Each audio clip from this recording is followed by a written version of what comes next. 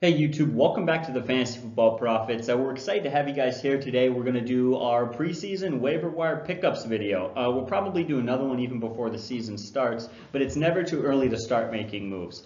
After every draft, it seems like we look into free agency and say, wow, I'm really surprised that guy didn't get drafted. I'm really surprised this player got hurt. Things change. And so you should absolutely be out there looking for guys in free agency. Don't just draft your team and then wait till week one. A lot of people, even week one, will be like, oh, this guy's injured or this guy's suspended or like whatever, I need to fill this spot because they weren't paying attention.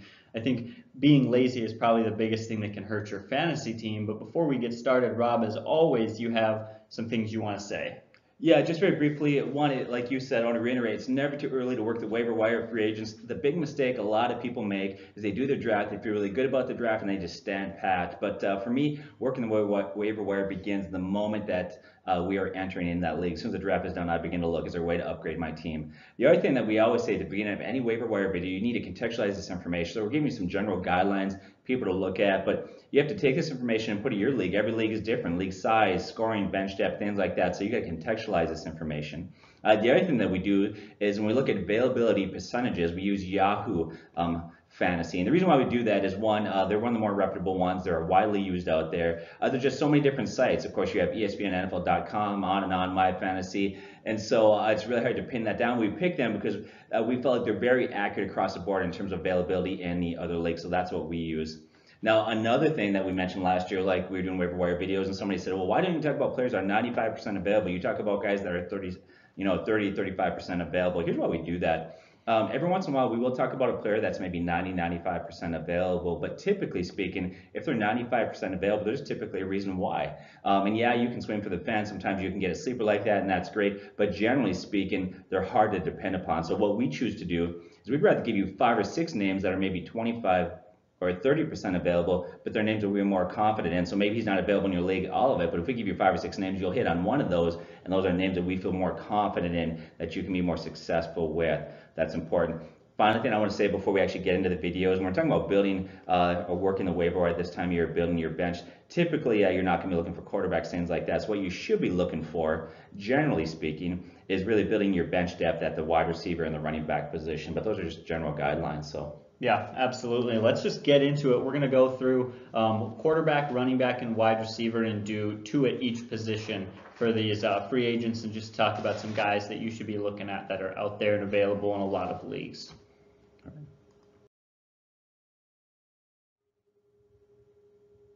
right. All right. Well, let's just talk about these quarterbacks. Rob, who do you have as your free agent guy to talk about? So the first guy I think you need to be looking at out there who's 80% available is Jameis Winston. Now he's 80% available because he's got a 3-game suspension.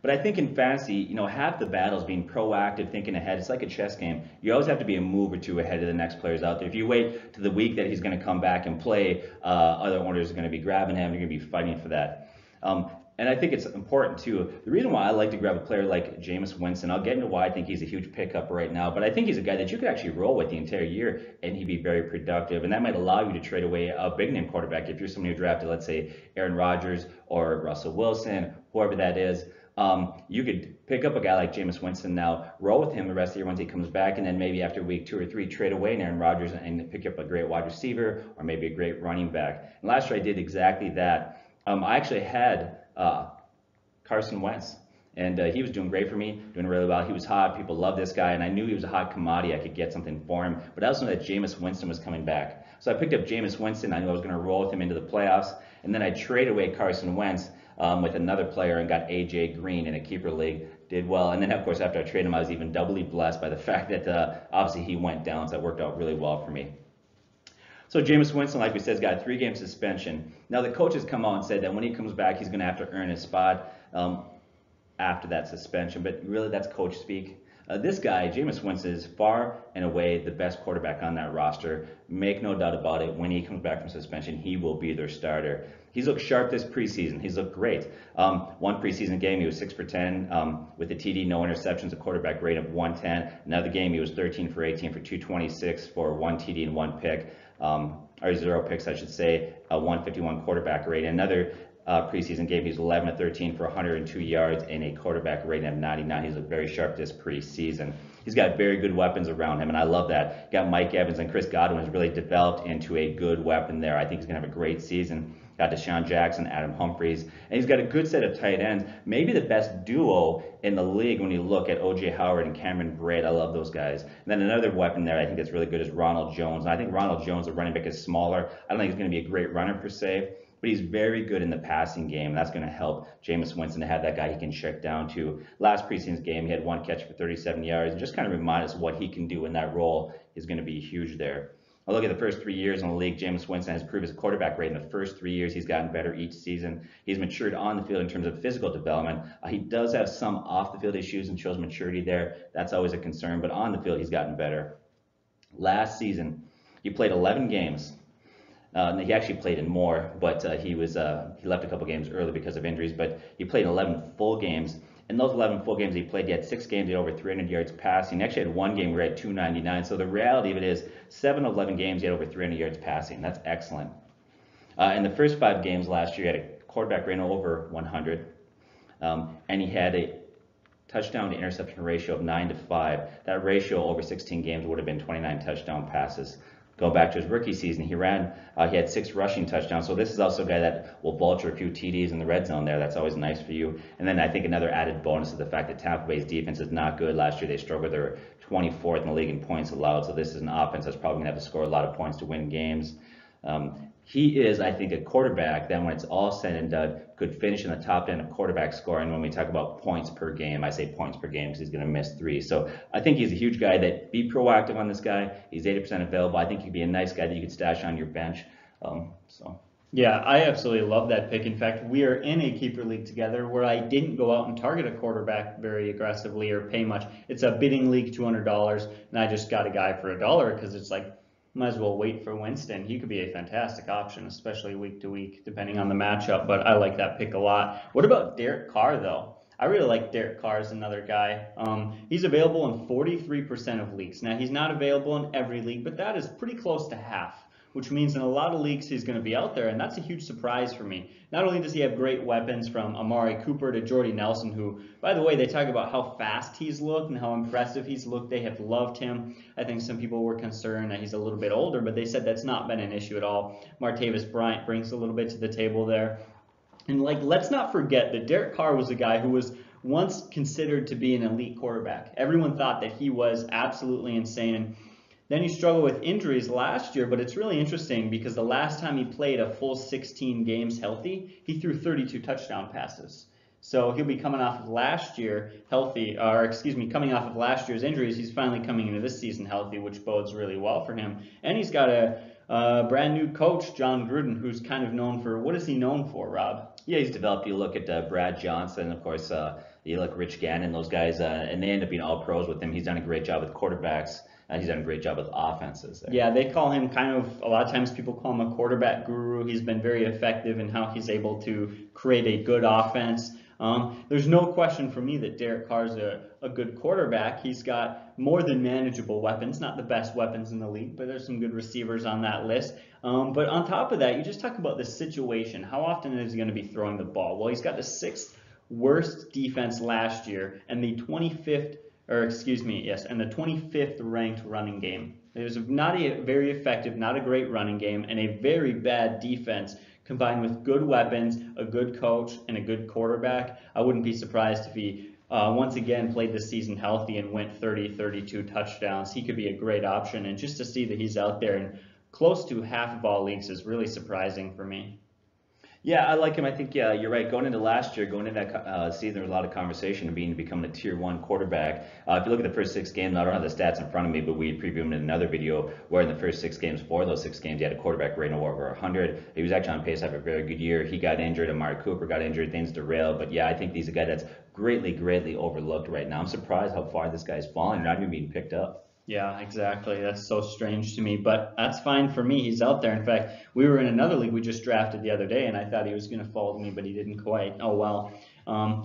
But that's kind of our two quarterbacks. I really like both those picks. I like Carr all around, but I really like Winston because of that 3-game suspension. You don't have to even have him on your roster right now. Of course, you want to pick him up and kind of get ahead of that, but he could be huge, get hot come playoff time for sure. He's got good weapons there, good depth actually. You talk about Mike Evans is good, but he's got 2 good tight ends. We like Chris Godwin, Jones Jr. out of the backfield. There are a lot of options at quarterback, it feels like. Yep. So I think we're going to move on to some running backs out there that we think you should consider on the waiver wire.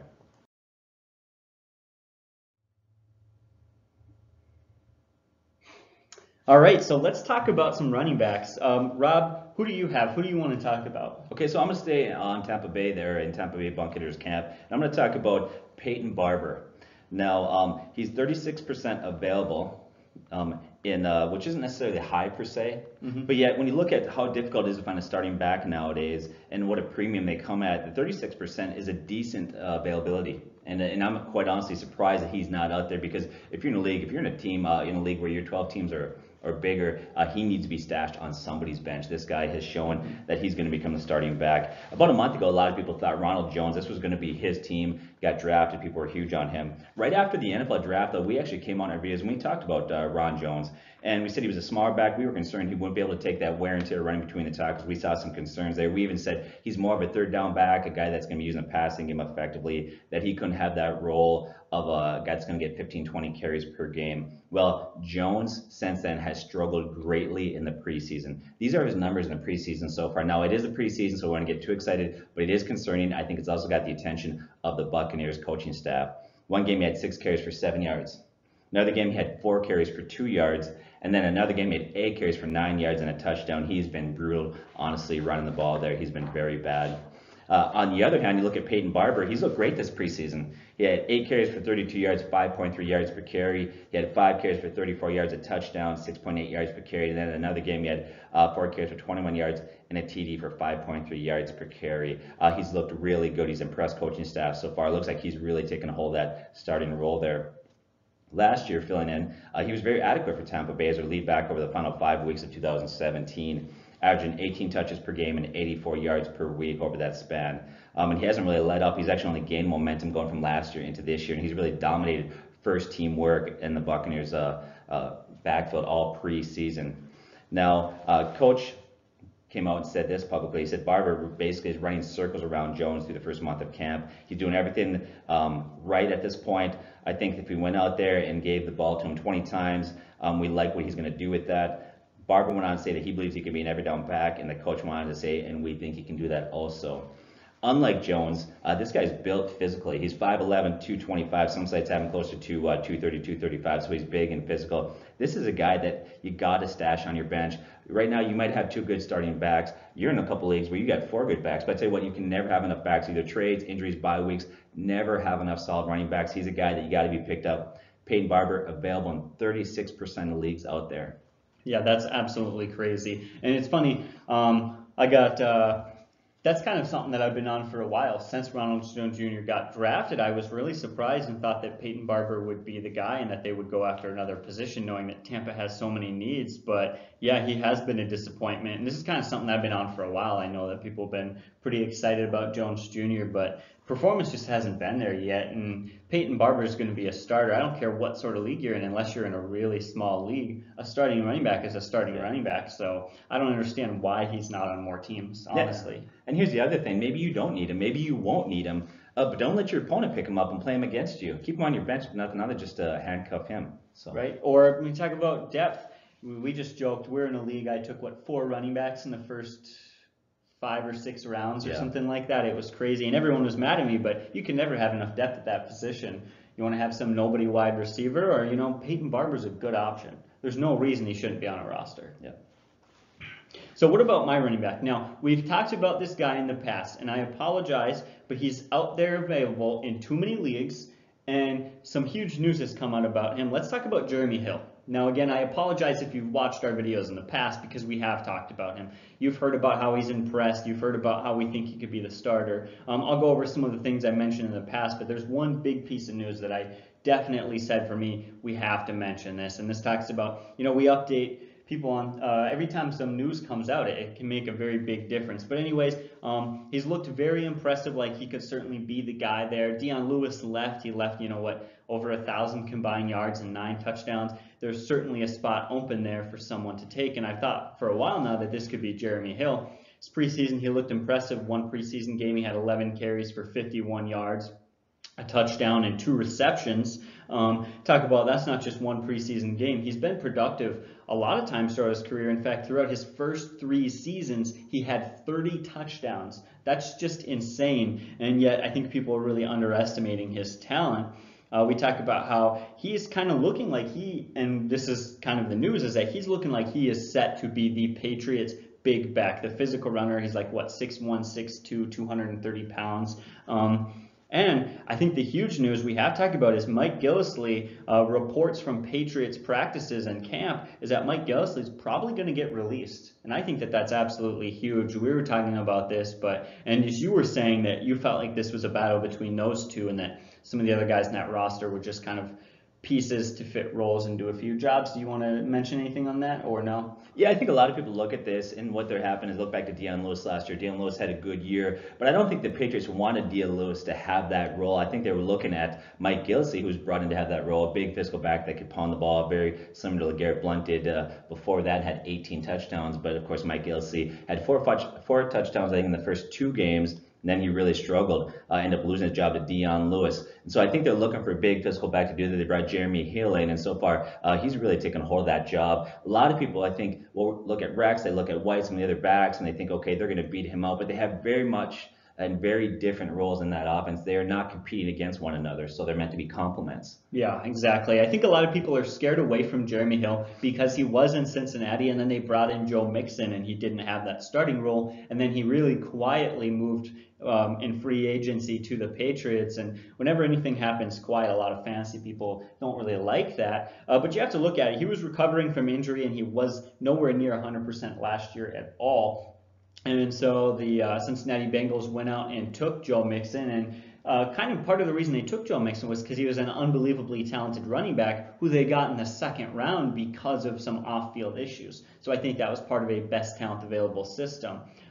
They liked Joe Mixon, and so they let Jeremy Hill go. And then I think people are like, well, maybe he's still struggling with injury, maybe he's old, maybe he's not himself, maybe he's not 100%, but he has looked great. Like I said, in preseason, running 4.6 yards per carry, getting in the end zone, getting a couple of catches. I have no concerns with him, and if Mike Gillislee really does get released, there's no reason that he is not a very good fantasy option this year. Certainly not an RB1 or an RB2, but throw him on your bench, play him week to week, have some depth as a running back 3, running back 4. I love that.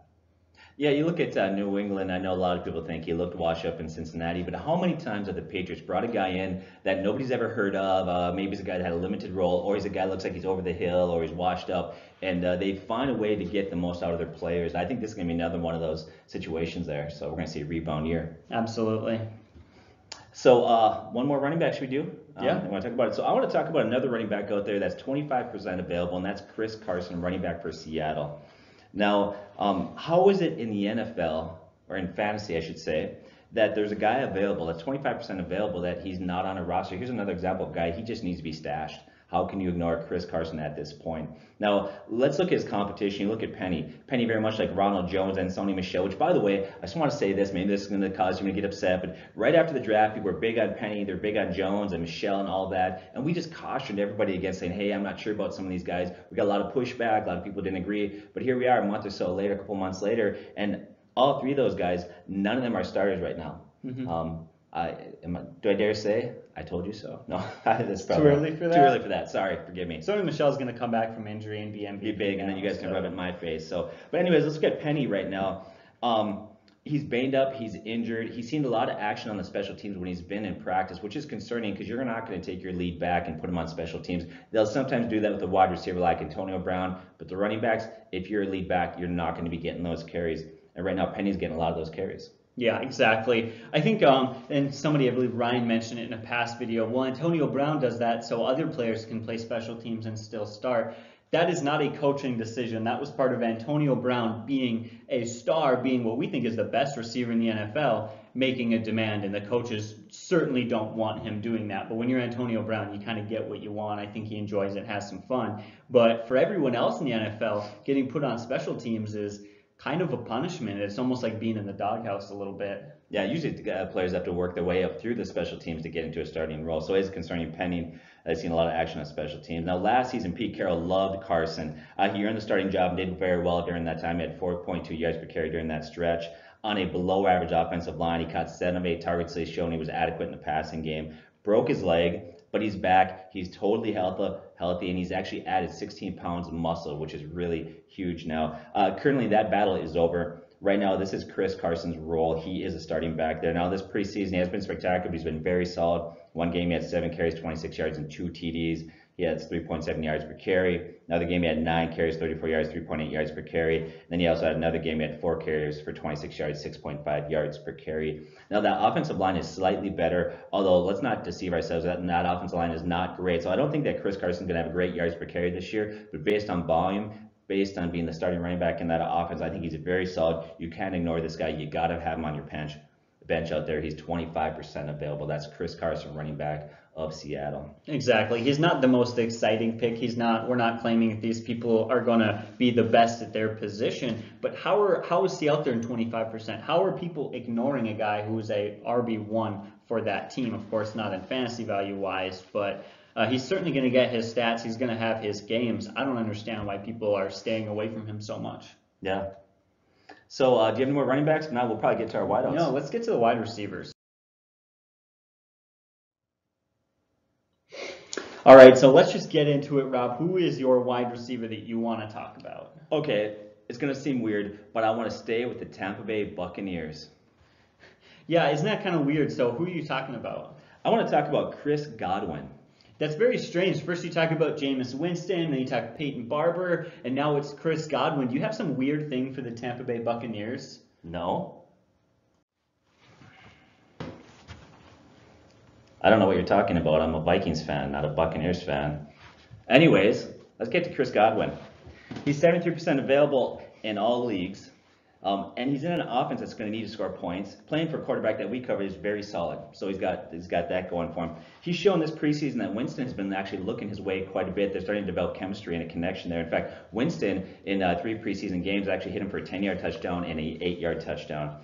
He's been productive in limited time. Of course, you know he's not going to be on the field a lot, but in limited time, he's had 6 catches so far. That's pretty solid for preseason.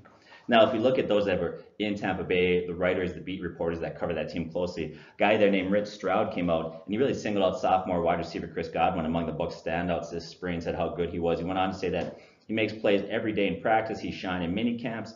He's been the constant praise from coaches throughout the offseason. He finished his rookie year on a high note. Down the stretch, performed admirably in spot starts.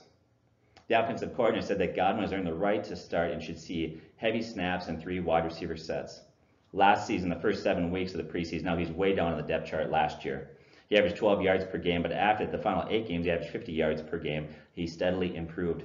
The last game of the season kind of gives us an indication or glimpse of what this guy can do. Last game of the season, he had 7 catches, 111 yards, and a TD. And the week before that, week 16, he had 3 catches for 98 yards. Finished a really solid rookie campaign of 34 catches, 525 yards. And that's really good if you consider the fact that for much of the season, he was really the 4th wideout option on that team. He's a very good sophomore and junior when he was at Penn State. He did great entering the draft. He didn't come out of the combine. He had a lot of positive things that people were saying. Now, many projected that he was to become the Buccaneers' number 3 guy. And once again, if you go back in our videos a couple months ago, we said, no, we think him and we see him as the number 2 guy. A lot of people say, well, he'll be the number 3 guy behind Mike Evans and Deshaun Jackson. Deshaun Jackson, not young anymore at 31. He has worst season last year. Now, as of very recently, if you watch this, you've been following the camp closely, he's listed, and the coaches and those on the team are speaking of him as the number 2 wide receiver. It looks like he's already passed Deshaun Jackson in that role. So I like Chris Godwin, who's over 70% available in all leagues. He's a great guy you got to have out there. Once again, you may not be comfortable as him as a 1, 2, 3 starter, or even maybe a flex play, but for a guy on your bench, it'd be stupid not to have this guy out here, trust me. Yeah, I completely agree with that. In fact, I think that Chris Godwin is a very good example of what separates a good fantasy player from a very good fantasy player and a great fantasy player. He's been a guy that we've had our eye on for probably over a year now, since last offseason, and just watching him patiently. And some guys take a while to develop, and it's easy to check a guy, and if he doesn't take off within the first couple of weeks, just give up. Well, it's been a long time on this guy, and we think this is finally going to be his opportunity. He could be a great fantasy option. But that's just like a reminder for you guys, if you see a player, keep looking at him. You don't have to put him on your roster. You don't have to start him. You don't have to commit or even overcommit or anything like that. But sometimes guys just take a while to develop, and I think that's the difference between a good fantasy player and a very good fantasy player. It's just keeping your eye on these guys. It's what makes fantasy take a lot of time. Yeah. No, I think we have one more wide receiver and one more tight end that we're previewing in this video. We're going to do a part 2 because there's so many guys out there we want to talk about, but I think you have the last 2 guys. Yeah, I don't think we have a tight end for this video. Remember, we'll probably do that in our next waiver wire video. We're going to do a second waiver wire before the season starts. But let's get to this. How about Keelan Cole? Available in 78% of leagues. This just shocks me. He's a wide receiver 1 for the Jacksonville Jaguars. Now, Marquise Lee just went down. That's absolutely huge news for Keelan Cole. He's going to be the #1 wideout. That means #1 targets. That's awesome. But not only that, there's not just Marquise Lee's down. There really isn't a whole lot of weapons on that team. The #1 running back, Leonard Fournette's not a great receiving back. They don't have a tight end that's fantastic in the passing game. And besides Cole, their best receiver there is maybe D.D. Westbrook. It's not a very impressive situation. So one thing I love is just the pure volume that I expect Cole to get.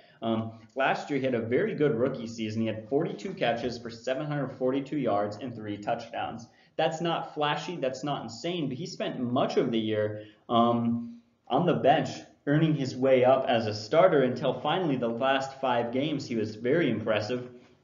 He had 3 catches, 49 yards and a touchdown, 3 catches, 99 yards and a touchdown, 7 catches, 186 yards and a touchdown, 6 catches, 108 yards. He was very impressive towards the end of the season. In fact, since from week 13 on, he had 23 catches, 475 yards, and 3 TDs, and was the 5th best fantasy receiver from week 13 on, right in that playoff stretch. Very interesting. But he was very effective last year. On his 81 season targets, he posted a position best 17.8 yards per reception and a 3rd best run after catch average of 7.1 yards. There's no arguing his production. There's no arguing his role and his opportunity. I'm just stunned that he's out there in so many leagues. Honestly, I am. Yeah, I think half the battle is opportunity in fantasy, and he's in a great position. He has a great opportunity. The only downside, honestly, for me, I actually like Keelan Cole. I like his talent. I like the fact he's not the #1 guy. If there's any concern for me, it's 1, Blake Bortles' play. I've said that a lot. And 2, I think they're going to win games by playing defense and running the ball. That's going to be their formula. But once again, right now he sits as a wide receiver 1 on that team, which means that for a lot of you out there, he'd be a very good wide receiver 3, depending upon the size of your league. I think that's a good play. Absolutely. I'll say I agree with you, but I did the research and talked about him, so of course I agree with myself. But yeah, I mean, 78% is too high. I could understand if you're in like you ever seen like some people do family leagues, it'll be like 6 teams. Maybe I could understand that. But if you're in a 12-team league, why is he not on a roster? Yeah. All right. Well, as always, guys, we thank you so much for watching this video. Leave a comment and let us know if there are any other players you guys like that are free agents in your leagues. We're going to do a part 2 to this just to get some more names out there. Right after draft, I feel like there's a lot of talent available while things are still shaking out. And as the season goes on, there seems to be less and less talent. But hope you guys appreciate the video. As always, you have a great day and God bless.